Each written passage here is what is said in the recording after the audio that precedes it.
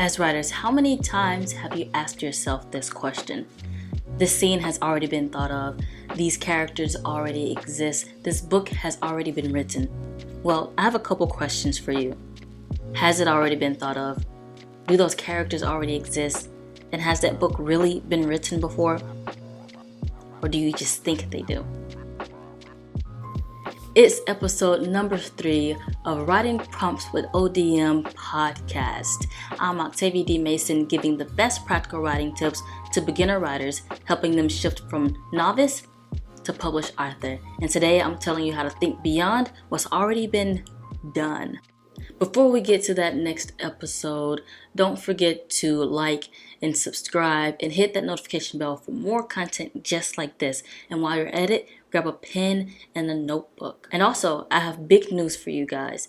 I have 2 new free writing resources dedicated to new writers who need help creating characters. So if you need help creating realistic characters, or if you need help creating characteristics or adjectives to develop that character, this is for you. And if you hadn't noticed, it's all about characters.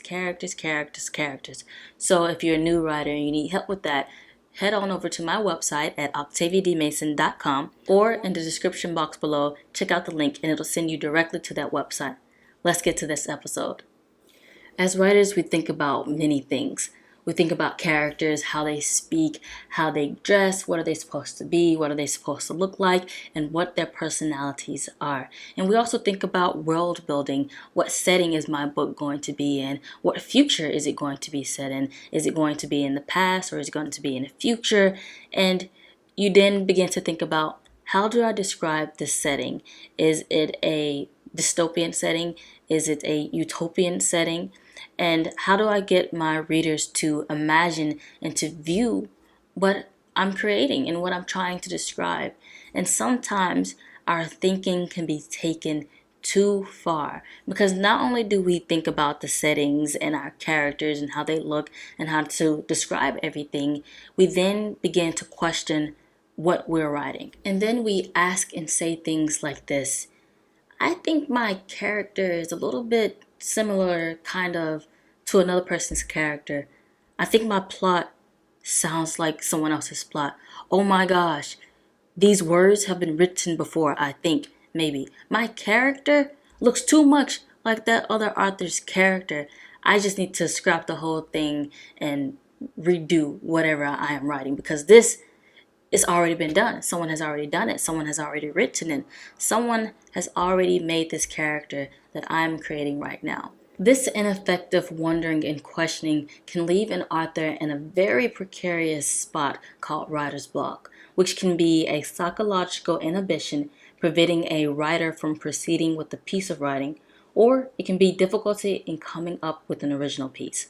Now, I'm not saying that you shouldn't double check your work to make sure that someone else literally has not written it before, but what I'm saying is, don't question your beautifully well-written words because you think it's already been done. You think that you're not creating something original or new.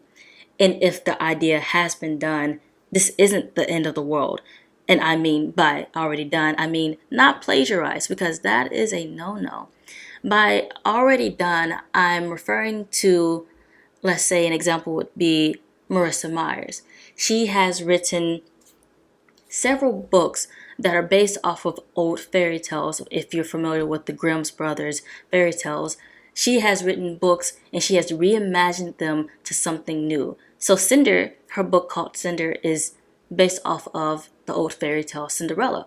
Now, that idea of Cinderella has been rewritten and reimagined numerous times, and Marissa Myers has literally taken something that has already been done, but she has put her own original and unique twist to that reimagining.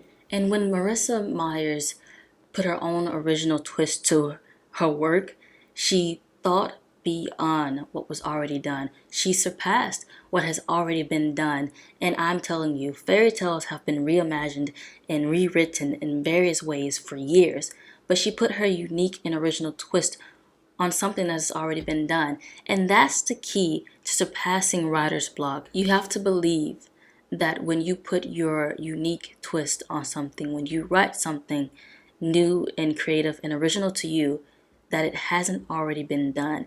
Even if it's like what Marissa Myers did by reimagining an old fairy tale. And again, I don't say reimagining by saying plagiarize, because plagiarizing is literally taking someone else's word and calling them yours. But reimagining is putting a twist on something, for example, like the fairy tales. She created a character called Cinder who had the same storyline as Cinderella, but she created a whole new character with some of the same qualities. And that is what I mean by reimagining. But when you put in your own twist, your own words into your words, then you have to believe that you're not creating something that has already been done before, but you're creating something that is unique to you as an author and writer. Which leads us to our third writing prompt. Write a different opening to the last movie or TV episode you watched. Now, this is more than just writing something different than what you last saw on a TV or a movie. This is having the belief that you can write something different. And not only that, but you can write something unique to you. And really, that is why so many people have writer's block and are stuck in writer's block, because they don't believe that they have something different to say than what's already been written. They don't believe that they can create something new. But I'm telling you that it is possible, and that in order to surpass writer's block, you have to get out of your own head and know and believe in yourself that you can create something unique. And when your words are true to you as an author, that is when you can push past writer's block and when you can go beyond what you think has already been done. Hey, lovely people, I hope you enjoyed episode number 3 of Writing Prompts with ODM podcast.